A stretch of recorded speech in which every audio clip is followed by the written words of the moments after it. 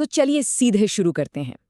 आज के इस एक्सप्लेनर में हम एक ऐसी कहानी पर बात करने वाले हैं जो सिर्फ एक फैंटेसी नहीं है, बल्कि पुनर्जन्म, बहुत गहरे बलिदान और परिवार के असली मायने को पूरी तरह से फिर से परिभाषित करती है। हम आरव नाम के एक रहस्यमयी लड़के के सफर को डिकोड करेंगे।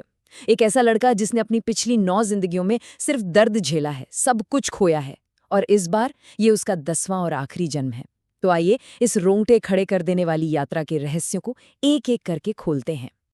जरा कल्पना कीजिए एक ऐसी भयानक रात की जब आसमान में अचानक से एक लाल चांद निकल आता है, हवाएं एकदम सुन पड़ जाती हैं और बिना किसी के छुए पूरे राज्य के मंदिरों की घंटियां अपने आप बजने लगती हैं। बिल्कुल इसी खौफनाक माहौल के बीच आरव का जन्म होता है। यहीं पर इस पूरी कहानी का सबसे बड़ा और गहरा सवाल खड़ा होता है। क्या हो अगर आपको अपनी गलतियां सुधारने का सिर्फ और सिर्फ एक आखिरी मौका मिले? आरव के लिए यहाँ दांव बहुत ऊंचे हैं, क्योंकि हम जानते हैं कि पिछली 9 बार उसकी मौत बेहद दर्दनाक रही थी।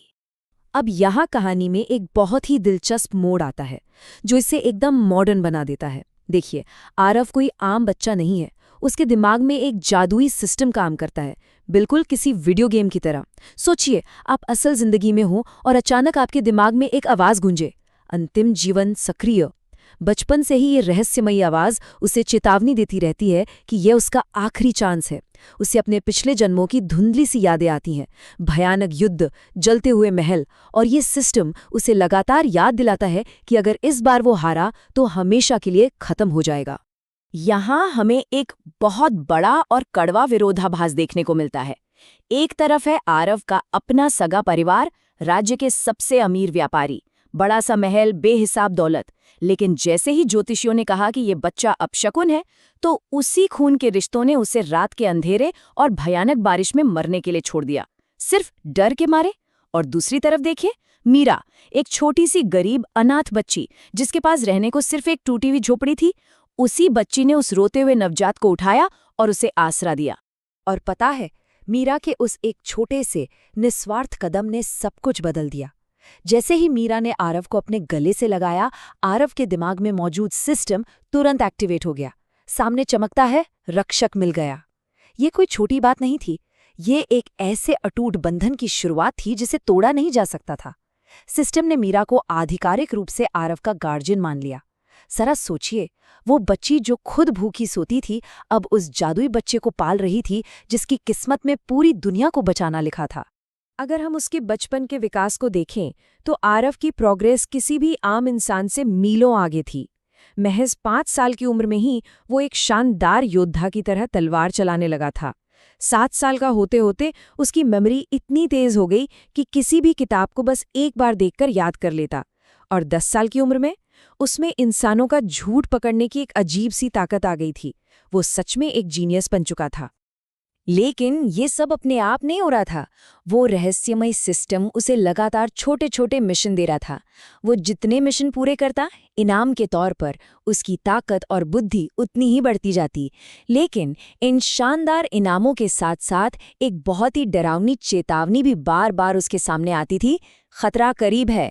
सिस्टम उसे तेजी से ताकतवर बना रहा था, क्योंकि वो जानता था कि कोई बहुत ही विनाशकारी शक्ति उनकी तरफ पड़ रही है। खैर, अब दांव बहुत ऊंचे हो चुके हैं और हम पहुंचते हैं कहानी के उस हिस्से में जहां सबसे बड़ा रहस्य खुलने वाला है, असली दुश्मन की पहचान। सुराग एक बहुत ही रहस्यमयी तरीके से सामने आता है। अचानक गांव में एक बूढ़ा साधु आता है और आरव को देखते ही समझ जाता है कि उसका आखिरी जन्म शुरू हो चुका है।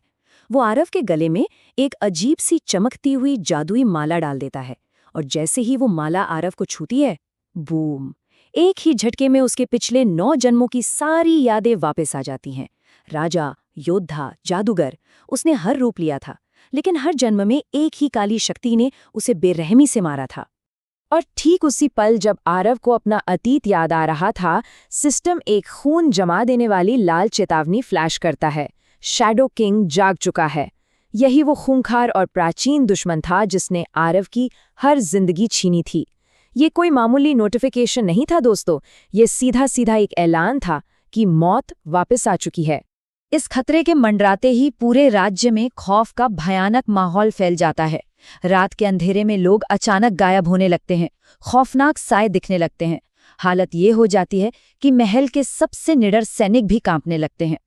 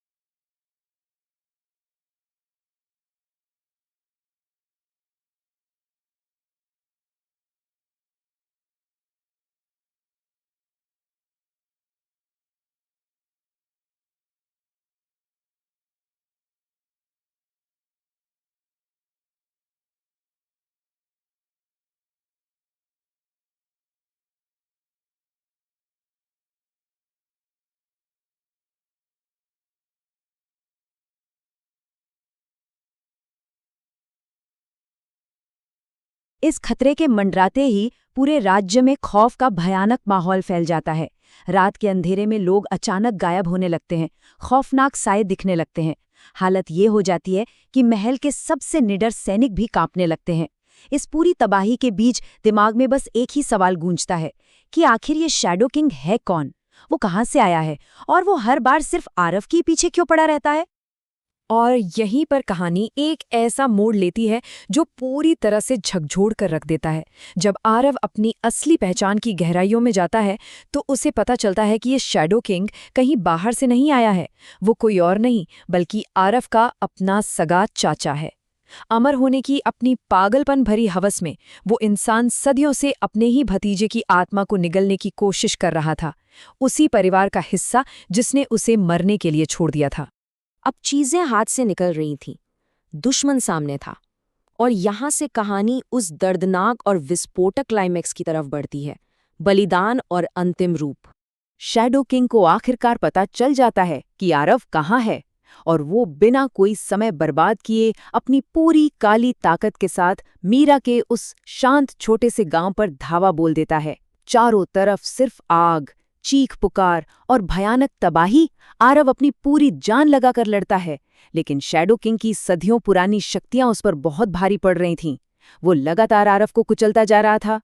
और फिर वो पल आता है जिसे देखकर किसी की भी आंखें नम हो जाएं। जब शैडो किंग का एक जानलेवा प्रहार सीधा आरव की तरफ आ रहा था, तब मीरा, वही लड़की जिसने उसे बारिश में मरने से बचाया था, वो बीच में आ जाती है। वो आरव को बचाने के लिए मौत का वो वार अपने ऊपर ले लेती है। जमीन पर गिरते हुए अपनी आखिरी टूटती हुई सांसों के साथ जब आरव उससे रुकने की भीख मांगता है तो वो सिर्फ मुस्कुराकर कहती है, तुम्हें इस दुनिया को बचाना है, और हमेशा के लिए अपनी आंखें बंद कर लेती है।